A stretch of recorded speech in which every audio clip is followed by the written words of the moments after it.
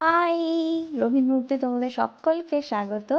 So আমরা সকালবেলায় আজকে একটা লং ডিস্টেন্স ট্রাভেল করছি। তো বেসিক্যালি আজকে আমাদের ছিল একটা ইনভিটেশন এবং ইনভিটেশনটা আমাদের বাড়ি থেকে বেশ দূরে ছিল। তো তার জন্য আমরা এরকম গাড়িতে করে একটা সুন্দর নেচারের ক্যানোপির মধ্যে দিয়ে ট্রাভেল করছি।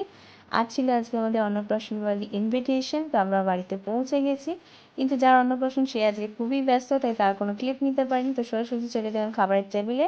প্রথমেই চলে এলো আমাদের জন্য স্যালাড, আর তারপরেই ছিল সস, আর যার সঙ্গে মিক্স ভেজিটেবলের একটা পকোড়া।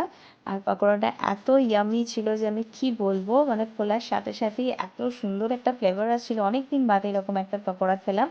তারপরেই এলো গরম গরম ভাত আর ঘি ছিল অপশনাল, আমি ঘি নিইনি।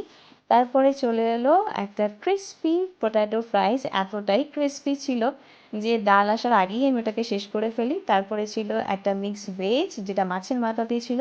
তো তোমরা কারা কারা মাছের মাথা দিয়ে এরকম মিক্সড ভেজ খেতে পছন্দ করো অবশ্যই জানিও। তারপরে ছিল সবজির ডাল, যেটা আমার খুবই একটা এসেনশিয়াল আইটেম, এবং মিক্সড ভেজিটেবলস দিয়ে শীতকালের এই ডালগুলো আমার দারুণ লাগে। তারপরে আমাদের ছিল মেন আইটেম, যেটা হচ্ছে তোমার রুই পোস্ত। খুবই সফট ছিল রুই পোস্তটা, আর ভীষণ গরম, খাবারগুলো এতটাই গরম ছিল।